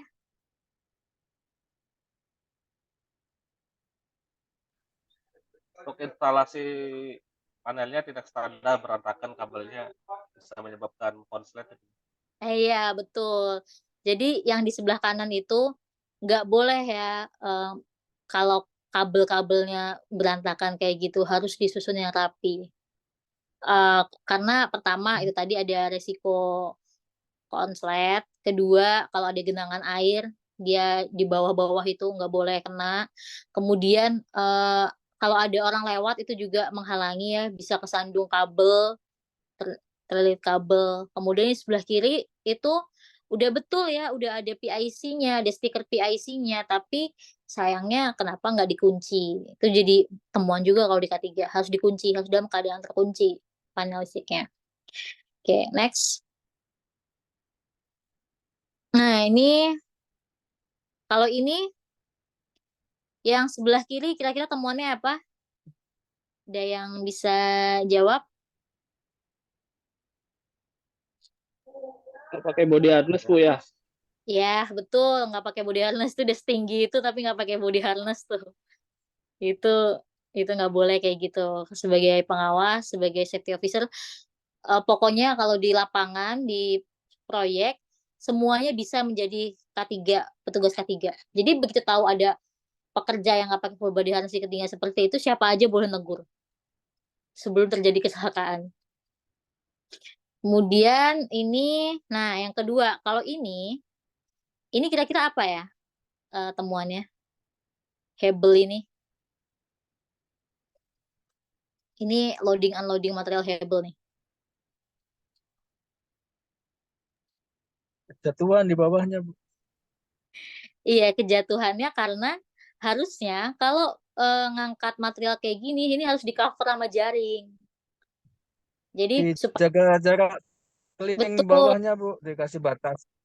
ya betul itu juga jaga jarak aman, kemudian harus di cover pakai jaring. Jadi untuk menghindari hebelnya ada yang jatuh ya satu-satu atau kalau di cover jaring kan dia lebih aman, nggak ada apa meminimalisir resiko salah satu hebelnya itu jatuh gitu. Kemudian Licin yang itu Bu, selanjutnya licin. ya ini licin, genangan air nih kalau ada orang lewat bisa kepleset nih. Ini harus jadi pokoknya yang namanya di proyek harus tim kebersihan, tim ininya harus standby. Jadi jangan ya nanti aja nggak boleh kayak gitu. Ini juga kalau genangan kayak gini disarang nyamuk, nggak sehat juga. Oke, next. Nah, ini adalah contoh good finding atau temuan yang baik. Jadi, kalau kita inspeksi, kalau kita safety patrol, kadang kita nggak cuma nyari yang jelek-jelek aja, tapi yang bagus-bagus juga kita apresiasi gitu. Contohnya, panel listriknya udah ada PIC panelnya kemudian dikunci. Ini juga udah dipasang safety railing, kemudian scaffoldingnya juga di tag hijau. Nah, itu good finding. Jadi, kita kasih apresiasi juga ke sama tim bahwa terima kasih udah menjalankan ketiganya, semoga bisa improve gitu. Jadi nggak cuma yang jelek-jelek aja kita kasih lihat, tapi kita kasih lihat yang bagus juga gitu. Next. Oke, ini studi kasus. Next. Ini adalah kecelakaan yang pernah terjadi di pemasangan PCI girder bentang 50 meter. Jadi menurut historikal ini pernah terjadi 4 kecelakaan pemasangan girder. Di antaranya ada di proyek-proyek ini ya, jembatan overpass Caringin, kemudian jembatan di tol Bocimi, kemudian di tol Pasuruan Probolinggo, di jembatan Banjar Pangandaran, kemudian di jembatan tol Pemalang Batang. Dan ini kalau kita lihat kontraktornya udah besar-besar ya, Waskita Karya, Bangun Pilar. Nah, jadi walaupun kontraktornya udah punya nama besar, itu tidak mau menutup kemungkinan tetap terjadi kecelakaan kerja kalau SOP-nya tidak dijalankan. Nah, dan ini lumayan loh. Bentangnya 50 meter, itu ada satu yang jatuh, ada yang 4, ada yang 2, ada yang 1, itu bermacam-macam ya di jumlah gelagar yang jatuh, bisa dilihat di tabel. Kemudian korbannya tewas, ada korban luka, ada korban tewas. Ini pastinya udah sangat-sangat rugi pekerja, nyawanya hilang, materialnya juga rugi karena girder itu pasti mahal kan. Nah, next. Ini adalah kondisi awalnya. Jadi kebayang ya, PCI girder itu bentuknya kayak gini. Nah, ketika erection itu kan dibantu 2 kren di ujung kanan dan ujung kiri. Nah, ketika mau di erection itu jatuh. Nah, terjadilah kecelakaan menimpa pekerja di sekitarnya. Kemudian ini kondisi awalnya ya. Next, kondisi saat kecelakaan. Nah, ini saat kerusakan. Bisa dilihat di slide ini ya. Hancur girdernya, ada yang 1, ada yang 4 buah. Ini benar-benar hancur, ada yang miring. Dan ini fatal, sangat-sangat kecelakaan yang sangat fatal. Nah, biasanya setelah kecelakaan seperti ini pasti bakal banyak pihak yang terlibat, dari kepolisian, dari Komite Keselamatan Konstruksi, dari pemerintahan, karena kecelakaannya kayak gini fatal banget. Next. Nah, setelah kecelakaan itu pasti dianalisis potensi penyebab kecelakaannya itu apa. Nah, ini contoh-contohnya. eh Setelah dianalisis, ternyata kondisi girdernya memang tidak stabil. Kemudian gantungan kren mengalami pelonggaran, vertikalitas gantungannya nggak sempurna, masih ada yang miring sedikit. Kemudian alat jack hidroliknya nggak bekerja dengan baik, dan lain-lain. Ini contoh ya. Jadi banyak faktor kan ternyata dari segi engineering dan quality gitu. Next. Kemudian setelah dianalisis potensi penyebab kecelakaannya seperti apa, kemudian tindakan perbaikannya mau seperti apa ke depannya.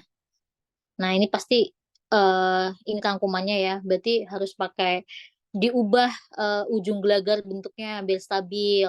Kemudian pengangkatan gelagar harus pakai baja penggantung atau lifting loop, pakai sistem bracing. Alat jacknya harus diinspeksi dulu. Kemudian alat-alatnya harus memiliki sio dan silo dan lain-lain. Oke, next. Nah, ini contoh juga, ini kecelakaan konstruksi pada pembangunan proyek LRT Jakarta Koridor 1 Kelapa Gading Velodrome.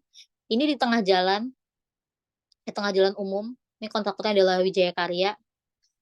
Ini luka-luka 3 orang, tewas tidak ada ya. Next. Nah, ini kondisi saat kerusakan. Jadi sama ya, dia jatuh juga di saat erection girder. Oke, next. Ini analisis potensi penyebab kecelakaannya, yaitu tadi setelah kecelakaan harus dianalisis, dicari benar-benar ke akar-akarnya apa yang menyebabkan potensi. Ternyata mutu betonnya tidak memenuhi syarat. Belum cukup umur tapi udah diangkat girdernya. Kemudian penarikan alat stressingnya itu berlebihan. Jadi dia over stress, itu juga nggak baik. Kemudian ya investigasi lapangannya apa aja. Semua beton diuji, tulangan, kondisi retak, mutu kabel, dan lain-lain tuh semuanya jadinya dicek. Jadi kalau sekali terjadi kecelakaan kayak gitu pasti menyeluruh, semuanya bakal dicek semua. Dan itu bakal makan waktu, memakan biaya. Harusnya proyek masih bisa lanjut, tapi ini di stop sementara untuk investigasi. Next. Bu Salma, Ya. mohon izin Bu untuk sholat zuhur Bu di Kalimantan Timur. Oh iya, iya, iya. Oke, ini juga udah selesai nih, udah mau selesai. Oke, mau gimana moderator? Mau di stop dulu?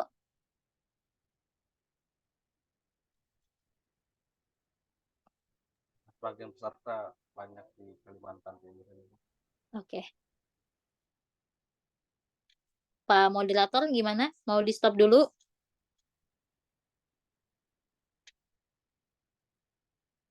Saya kembalikan ke penyelenggara.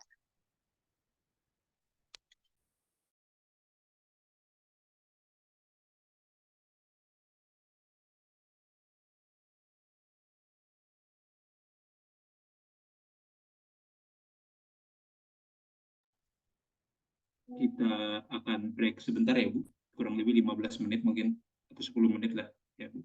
Oke, oke.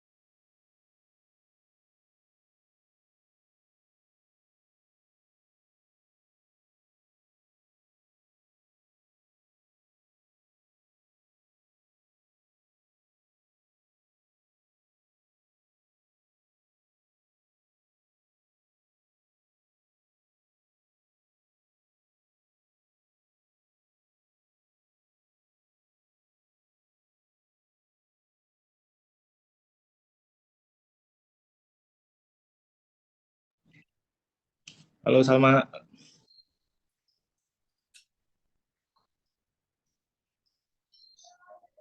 Salma lagi di mana?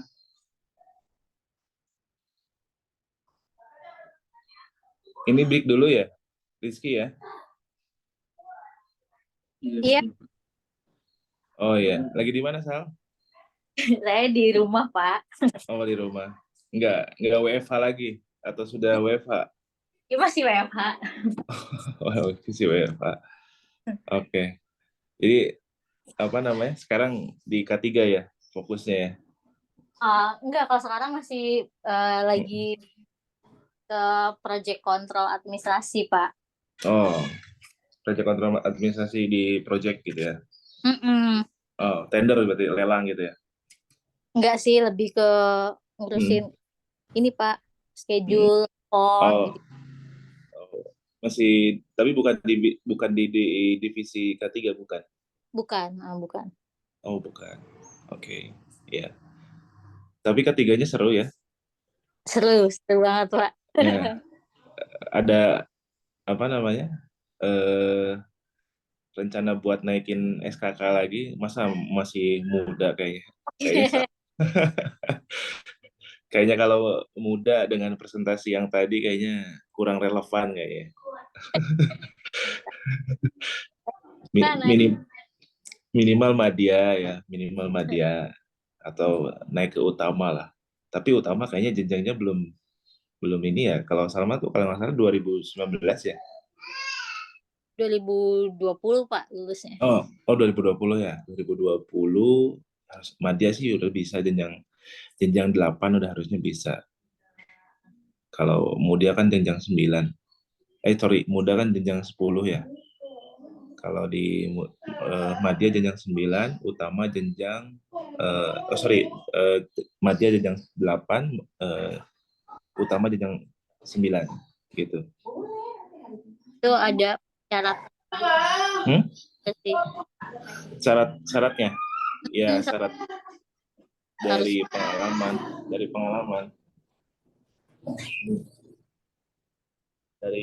pengalaman yang dilakukan CV-nya itu. Pak, Gitu. saya sini, Pak. Di kampus, Pak. Saya lagi di rumah juga ini. Oh, Hari Selasa saya nggak di kampus, jadi saya Senin, Jumat paling ya, Senin Kamis Jumat gitu.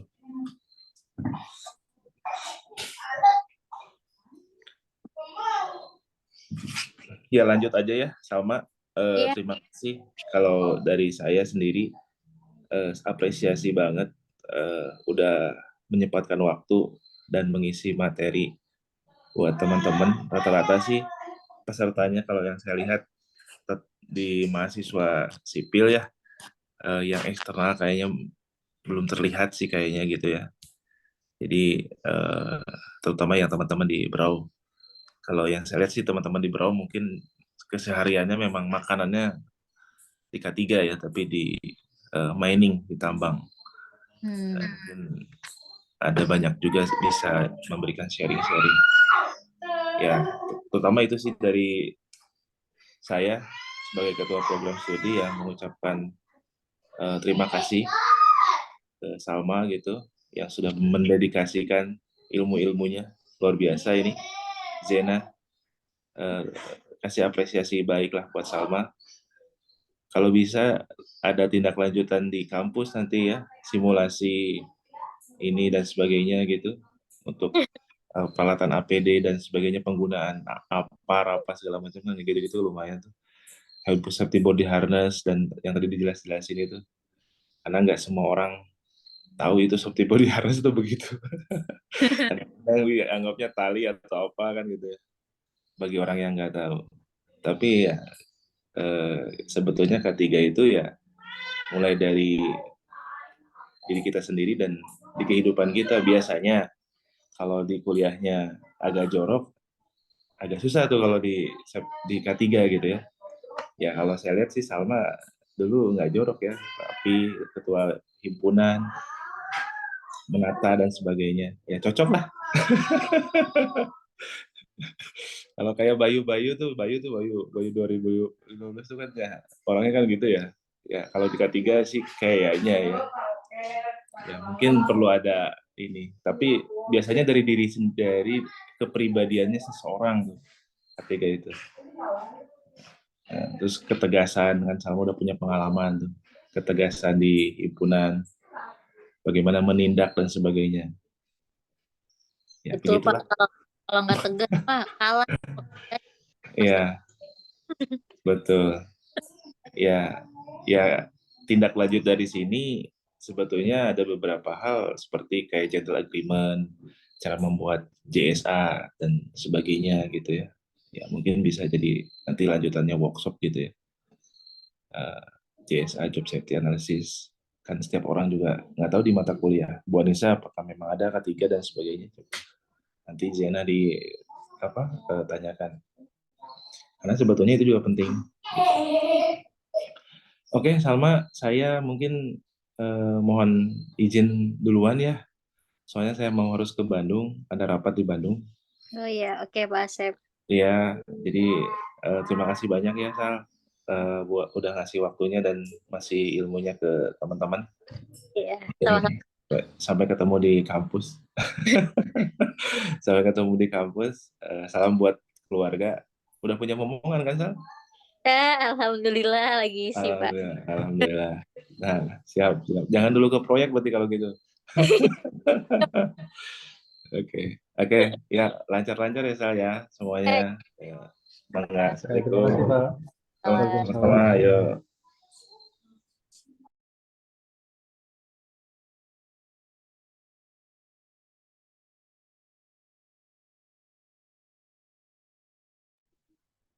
Baik, kita mulai saja sesi tanya jawabnya. Jika ada peserta yang ingin bertanya, silakan raise hand atau chat di kolom chat. Silakan jika ada yang bertanya, waktu dan tempat dipersilakan.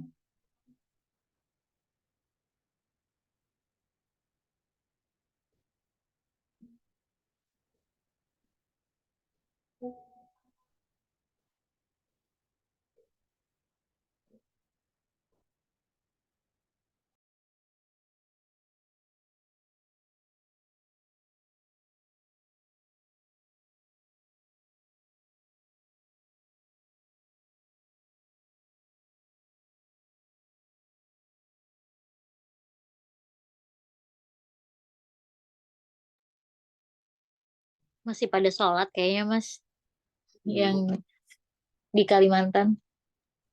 Iya, sepertinya Kak, seperti itu Kak. Lumayan nih. Cuma yang nanya tuh di chat Iya. siapa? Untuk dari Pak, siapa ini? Pak Tri ya. Iya, Pak Tri, izin bertanya, dalam keselamatan kerja konstruksi, penyumbang kecelakaan kerja mana yang besar penyebab antara tindakan tidak aman dan kondisi tidak aman, seberapa besar presentasinya? Oke, ini Pak Trinya standby atau lagi sholat ya? Takutnya dijawab tapi Pak Trinya belum standby. Hmm. Oh, Pak belum ada, Tri, monitor Pak Tri. belum ada respon. Oke. Iya. Oh, Pak Trinya kayaknya live ini, Bu. Ini masih ada di Oh, masih, peserta. Kak?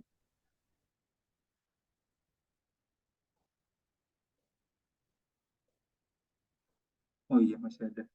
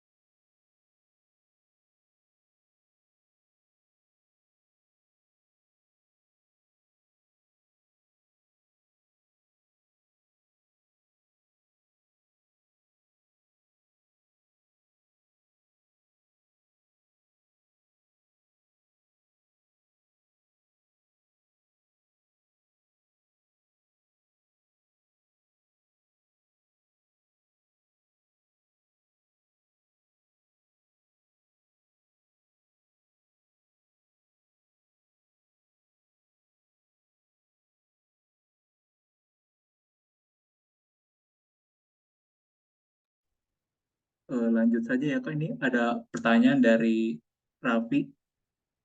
Izin bertanya Kak, untuk referensi detail tadi mengenai penjelasan APD sendiri, APK sendiri bisa disebutkan untuk referensinya Kak. Dan untuk K3, apakah pedoman buku yang bisa dibaca sebagai pemula Kak? Dan K3 sendiri apakah mempunyai asosiasi Kak? Oke, ini saya coba jawab ya.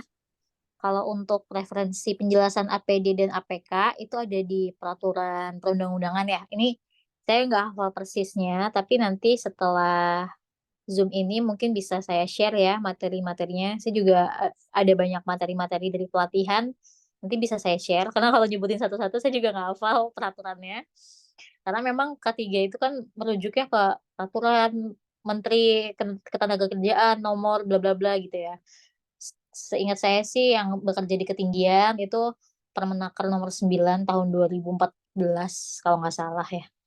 Nah itu takutnya salah karena peraturan beda nomor, beda tahun, udah beda ya isinya gitu. Nanti eh, mungkin setelah Zoom meeting ini bisa diingetin ya, ada salah satu yang ingetin saya butuh apa aja gitu. Kemudian eh, K3, apakah ada pedoman buku? Sejauh ini pedoman kita cuma berdasarkan dari peraturan perundang-undangan sih. Kayak tadi hukum dan peraturan. Jadi kita merujuknya ke situ. Tapi kalau mau, mungkin kalau buku-buku gitu lebih ke insight ya dan pembelajaran aja sih. Tapi kalau saya nggak pernah pakai pedoman buku.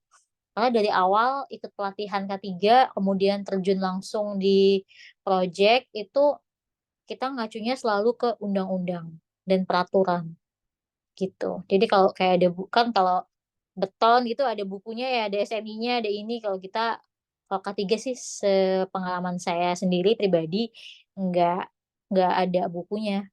Maksudnya nggak ada buku yang saya baca gitu. Karena nge-refernya langsung ke peraturan perundang-undangan. Gitu. Paling adanya materi-materi handout ketika ikut pelatihan, ya itu ada. Nanti bisa saya share.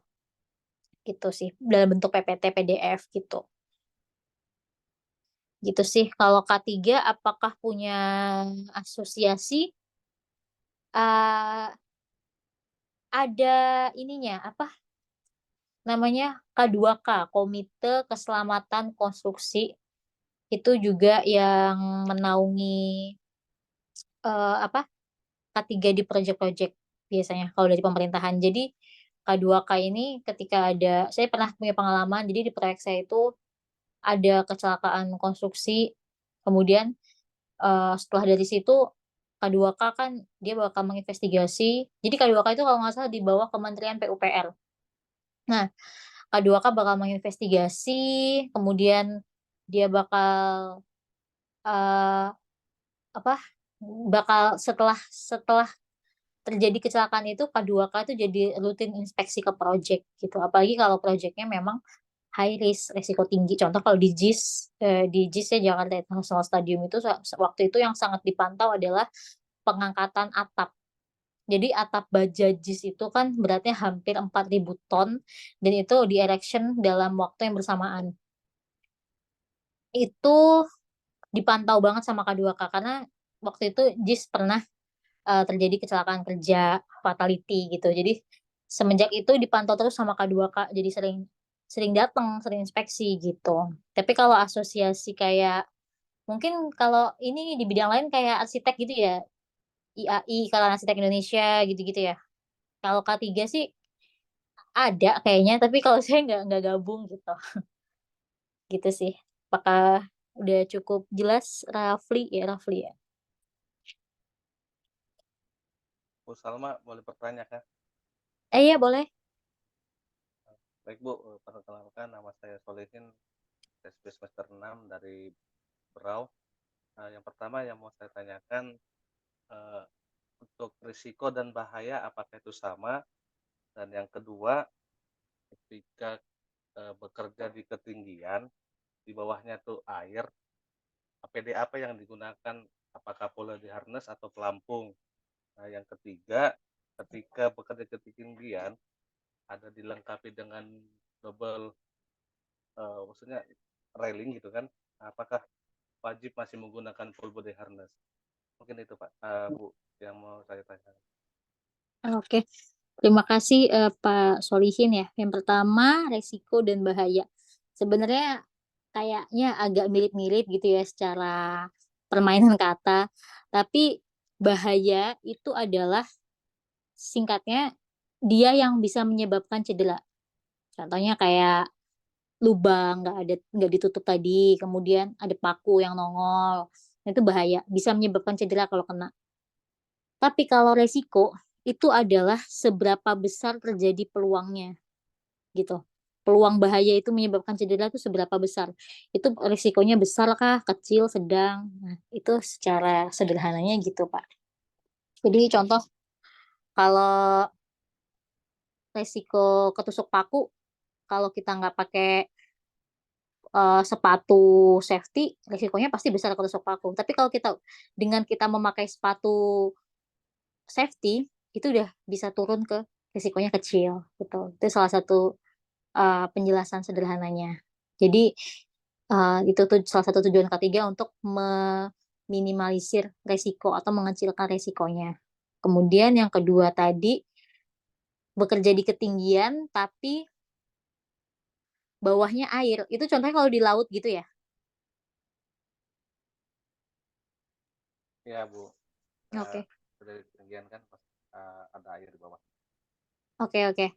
Kebetulan kalau di kondisi yang seperti itu, saya belum pernah ngalamin ya di area kerja yang kayak gitu. Karena biasanya kalau di area kerja saya bawahnya pasti daratan gitu, tanah gitu. Tapi kalau kita bisa diskusi, dia tetap harus pakai full body harness. Apalagi kalau kayak gitu full body harness-nya harus yang double lanyard, lifeline-nya juga harus yang standar. Itu sebenarnya eee, kalau dari pendapat pribadi saya, udah cukup karena kalau pakai pelampung juga, jadi gini kan body harness itu makainya agak ribet ya. Dia ditali mungkin Mas siapa, Mas bisa tolong diiniin slide-nya Mas, kayak yang bagian full body harness.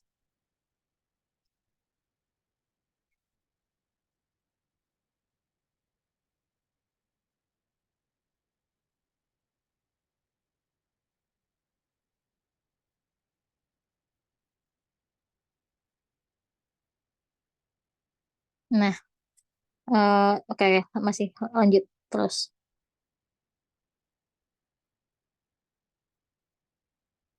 Nah, ini contoh. Nah, ini kan full body harness tuh bentuknya kayak gini ya. Kalau abis itu kita pakein pelampung juga, itu sepertinya sulit ya. Pekerjanya pasti juga bakalan kurang nyaman karena bakalan double-double. Pelampung kan juga besar ya. Full body harness juga dia ngikat badan banget gitu. Mungkin ada solusi lain, dipasangin di bawahnya itu di area dia bekerja, di bawahnya dipasang jaring sehingga kalau mau jatuh masih ada yang menahan berupa jaring, gitu sih kalau ini. Tapi karena saya belum pernah bekerja di area seperti itu, jadi itu masih gambaran saya aja sih, Pak, gitu. Kemudian tadi pertanyaan selanjutnya apa, Kak? Boleh diulang? Bekerja di ketinggian, cuma Mhm. di ketinggian itu ada double layering. Apakah pakai body harness atau tidak gitu. Misalnya bekerja kan Pakai apa, Pak? memasang instalasi kabel.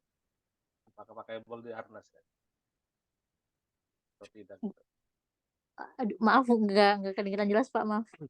Bisa Ya, diulang? jadi kerja di ketinggian, jadi kiri kanannya ada railing gitu. Oh, railing, ya railing. Kalau dirasa itu udah aman dan itu udah bisa dinyatakan tempat kerjanya, areanya aman menurut K3-nya ya tidak perlu pakai full body harness, Pak.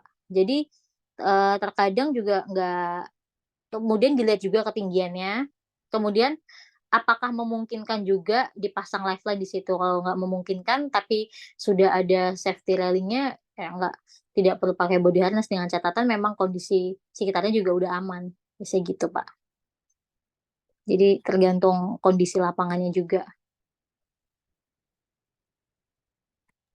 Oke, Bu. Berarti kalau misalnya ketinggiannya pekerjaan misalnya menggunakan pekerjaan pengelasan gitu kan, nah itu pasti pakai boulder harness-nya gitu ya. Kalau di ketinggian, Mm-mm.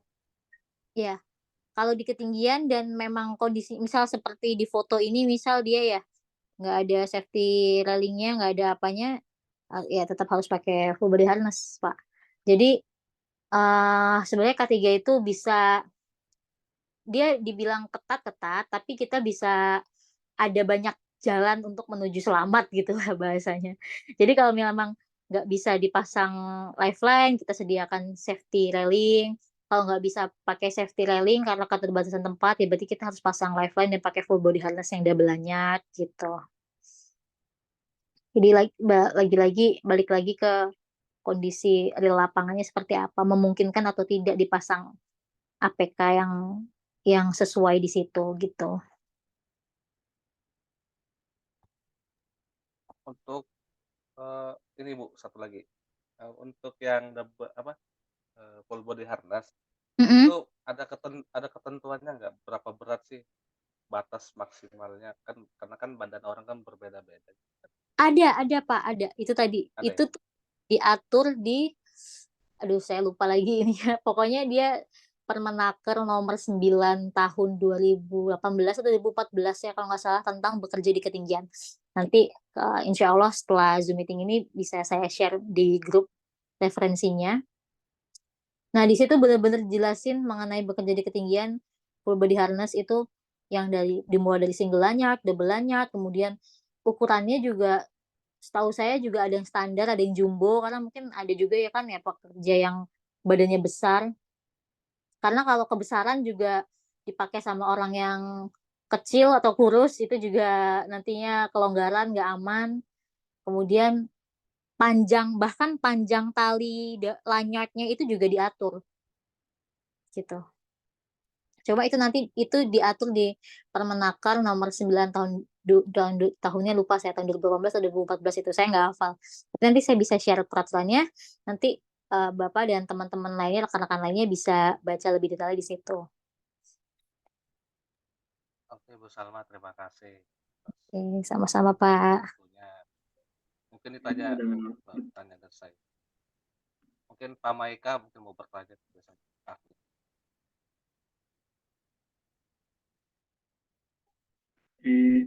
Untuk pertanyaan terakhir untuk si tanya jawab hari ini, dari Pak Ade Erdianto, izin Kak, jika suatu bahaya telah dilakukan pengendalian, apakah tetap masih ada kemungkinan paparan risiko dari suatu bahaya tersebut, sebesar apa kemungkinan tersebut? Oke, risiko itu tetap pasti ada, walaupun itu kecil atau sangat kecil, itu tetap ada. Nggak nggak bisa kita nggak bisa kita hilangkan.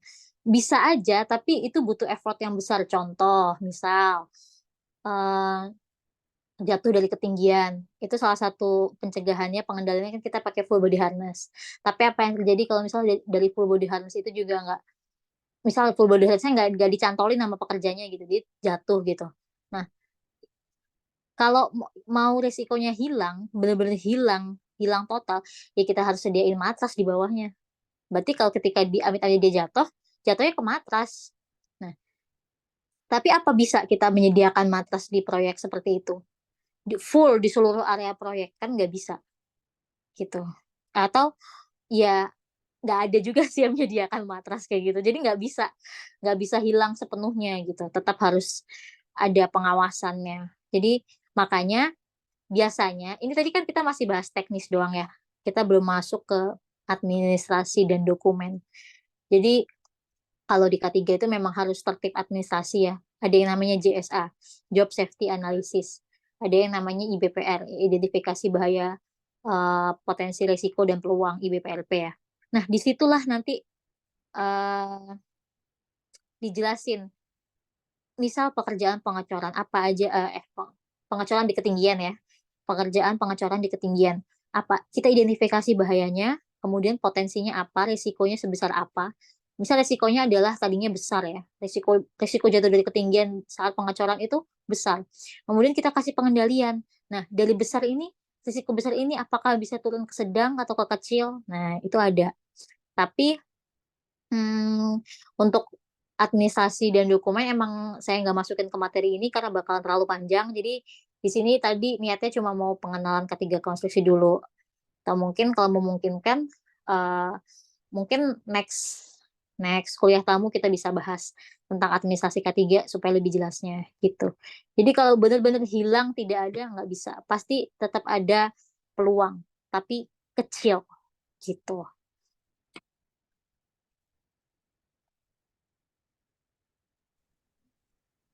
Kemudian, Terima kasih, Kak. oh ya,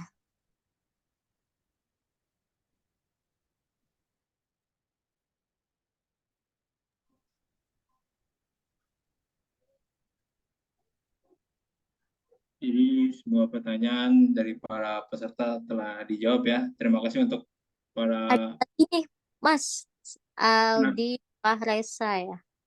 oh, ada lagi. Oh iya, ada lagi tuh. Ada lagi deh. Gak apa-apa, Bu. Oke, ini Untuk dari Pak Aldi Fahresa ini bertanya slide yang mana ya? ya di full body harness single lanyard. Oke. Jadi kan Pak Aldi tanya nih untuk penggunaan full body harness apakah diizinkan menggunakan single lanyard karena ketika perpindahan posisi maka hook harus dilepas sehingga ada potensi jatuh namun tidak tercover APK. Iya betul Pak Aldi. Makanya kalau di proyek sipil konstruksi udah dilarang single lanyard, harus pakai yang double lanyard. Jadi ketika dia mau pindah posisi di yang bagian slide, nah ini Mas, ini kan single lanyard nih. Nah kalau double lanyard talinya 2, cantolannya 2. Jadi ketika dia mau pindah posisi nih, mau geser dari kiri ke kanan atau dari atas ke bawah, nah itu kan harus di cantolannya juga ikut pindah. Kalau cuma satu, dia nggak ada lagi yang pas saat pindah, lagi mindahin lanyardnya ini, nggak ada yang cover dia. Jadi harus 2. Jadi satu masih tercantol, satu dipindah. Satu tercantol, satu dipindah. Gitu. Kebayang nggak ya kira-kira teman-teman? Pokoknya kalau double lanyard, makanya kalau di proyek konstruksi memang udah nggak boleh single lanyard, harus double lanyard. Gitu kira-kira Pak, siapa tadi Pak Aldi ya, Aldi Fahresa. Harus double lanyard. Cuma Baik, memang ini makasih, Bu. ya fotonya yang single lanyard. Oke, mungkin Sudah tidak ada pertanyaan lagi ya berarti ya. Untuk sesi tanya jawab kita tutup, kita akhiri.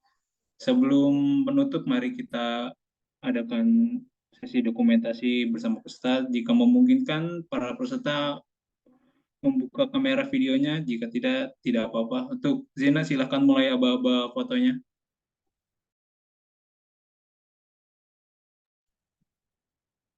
Oke. Ya, ini saya foto ya. 3, 2, 1.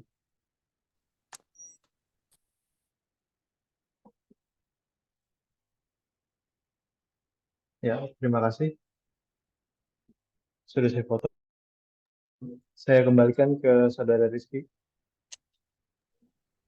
Baik, terima kasih Zena. Oke, terima kasih Bu Salma yang kami hormati, para dosen, staf, pengajar, dan mahasiswa yang bersemangat.